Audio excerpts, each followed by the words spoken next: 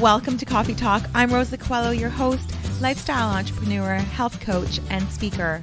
I'm thrilled to have you join me as we delve into conversations around optimizing our health, pushing past our fears, pursuing our dreams, and inspiring each other to live a life by design, not by chance. I believe magic happens over coffee and sharing experiences. I've made plans to change careers, move to a new country, organized exciting adventures, and even formed some of my most incredible relationships over coffee. So grab your favorite cuppa, sit back, and enjoy our beautiful chats along with our special guests. You never know when you may hear something that changes everything.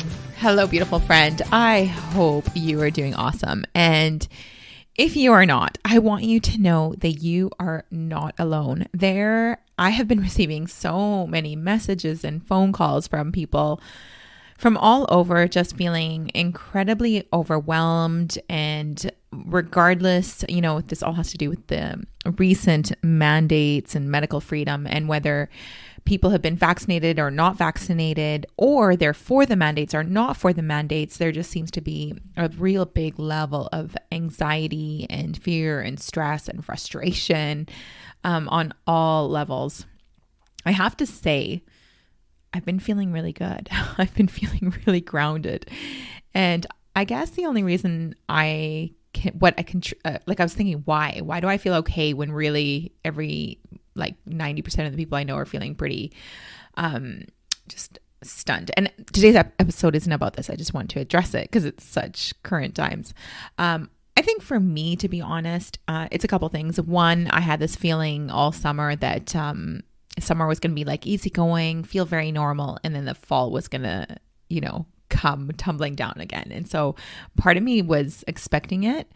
The other thing is, last year was a really tough year for me on top of the pandemic. It was the year of my separation. It was a year of moving back to my hometown, which was a shock, and it was really sudden.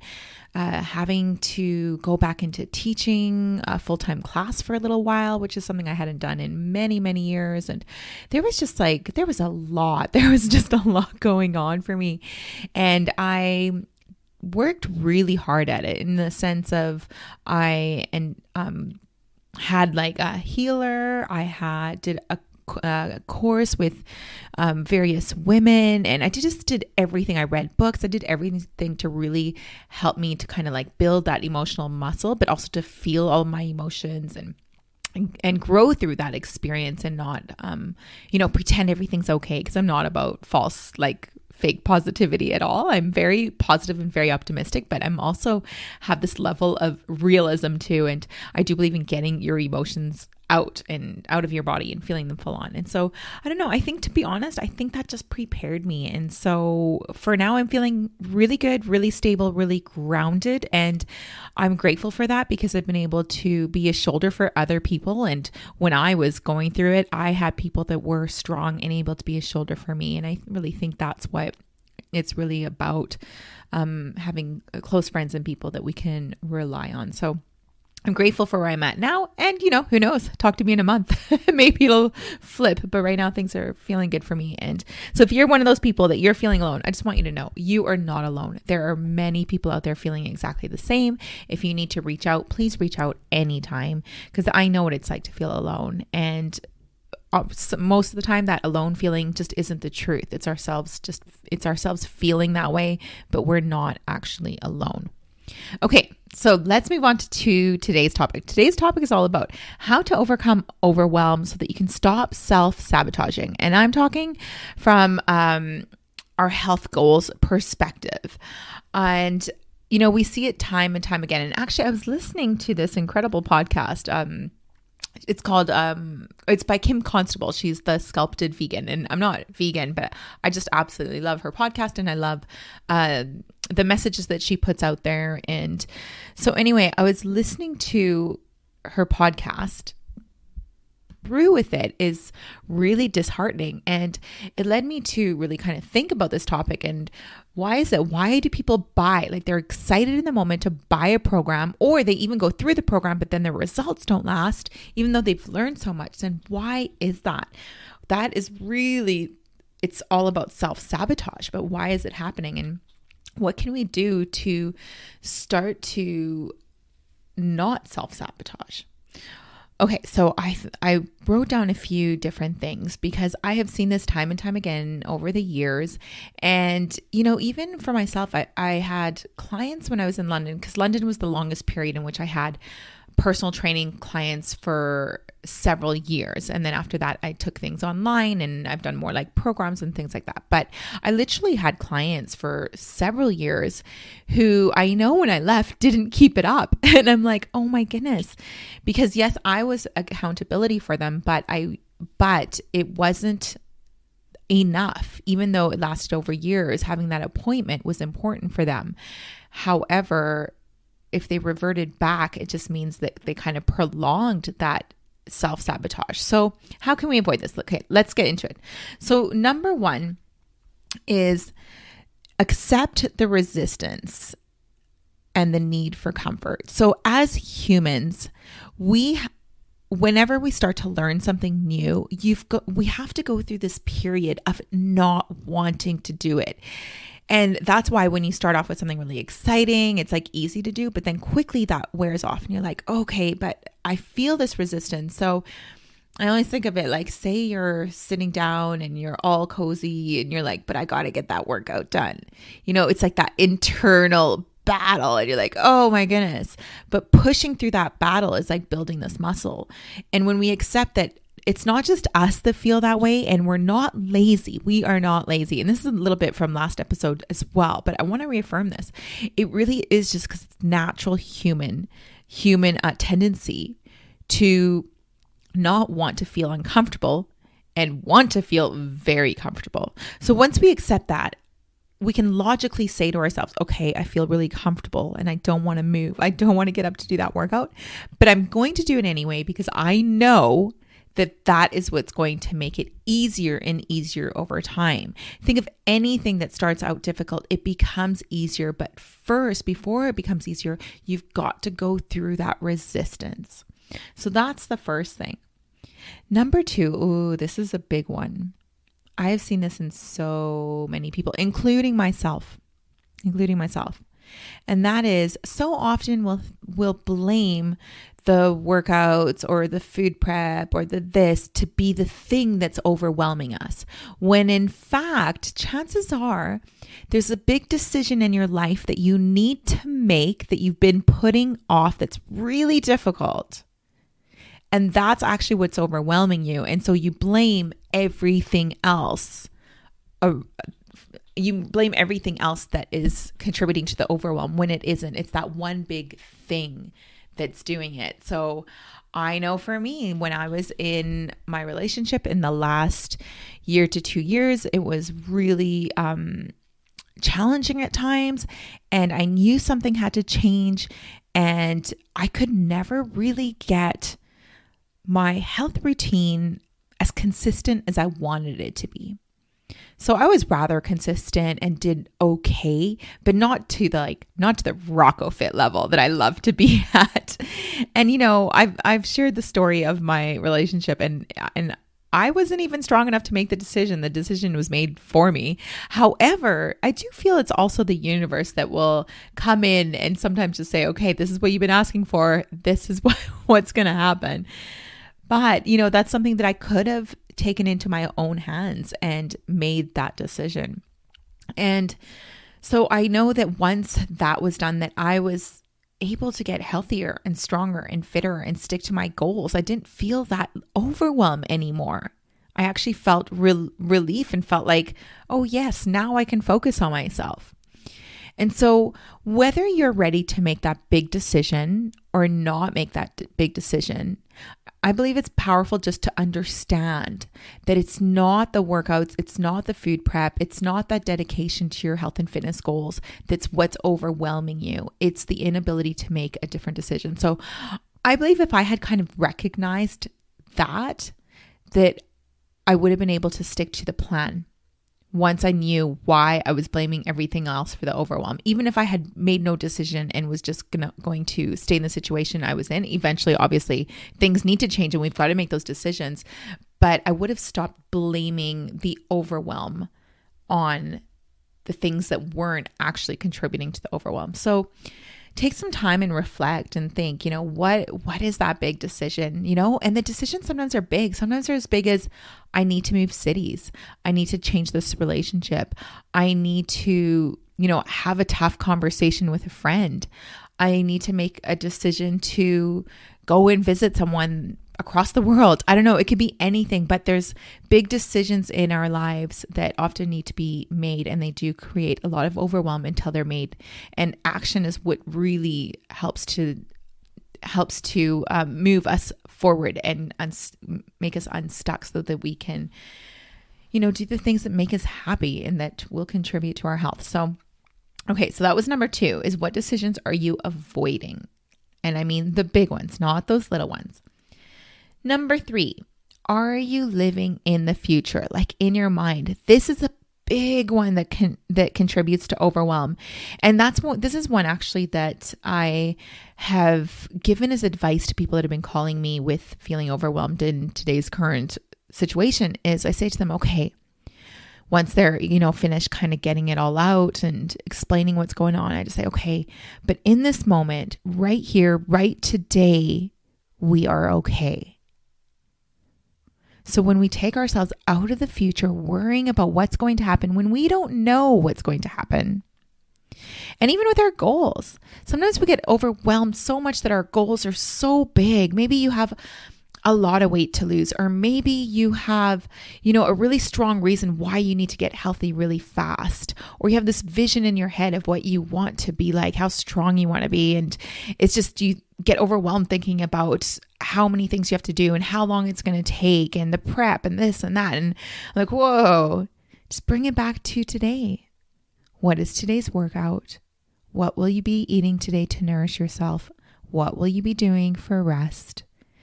Just take a deep breath and take it one day at a time, because the days accumulate. And if we live so far in the future, we don't appreciate the journey. It's interesting. I remember doing the Camino de Santiago. It's this walk across northern Spain where you follow these yellow arrows. And I remember walking with my friend Oz, and all we wanted to do that first time, because we did 2 sections of it twice. We just wanted to get to Santiago because that was the goal. And we rushed, and we would do these days of like 40, 50 kilometer walks. Like, it was insane. I ended up injured on the 50 kilometer walk day. That was crazy. But we got to Santiago and we realized, oh my goodness, it was the journey. It was the people we met. It was the struggles. It was the fun. It was the laughter. It was the food. It was all those things were what made it fun. It wasn't so much the destination. Yeah, the destination was wonderful. It's like the cherry on top. But it's the journey. And so we went back, actually did another 2-week section of it, and we slowed right down and we just really took it all in. And we still ended up in Santiago and loved Santiago, but it was just such a different approach. And so whatever your goal is, if it's a really big one, just focus on today, on the now. And that helps incredibly with the overwhelm. Ground yourself. I always like to go outside bare feet. I don't know what I'm going to do in the winter, but I'll figure it out. Okay. Number 4 is, are you complicating things? So often we complicate too much. So often this will happen at the beginning of a program. I like to, rather than give meal plans, I give my clients guidelines, and they end up like really, not everyone, but the odd person will end up really coming up with like these elaborate recipes, or panicking about what to make and how to do it and this and that. And I'm like, whoa, simple. A protein, some veggies, your carbohydrate. We have a list. Keep it simple. Think of 3 meals that you really love. Track those so that you can make them repeatedly. And then once those are easy, you add one more. But again, it's about really making it simple. So where else are you complicating things? Another one is supplements. Oh, I have seen people in overwhelm they wake up in the morning and they're taking like 20, 30 different supplements that actually it's not helping with health, because they're so overwhelmed about how many they have to take. And when they run out of one to get this, and oh my goodness, like I take supplements. I believe that they have a place in our health, and I take 3. Sometimes in the winter, I'll take 4. Like winter, I tend to take a little bit more, but just keep it simple. If I can feel myself starting to add more because I've read something somewhere, I just let it go now, because it's better to do something consistently for your health than become overwhelmed by doing too much and then giving up and doing nothing at all because you just can't take the overwhelm.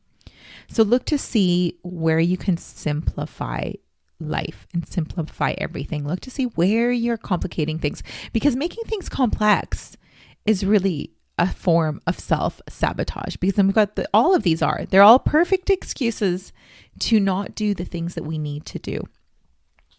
Okay, number 5, this last one, I know no one's ever told you this one, but this last one is track your cycle.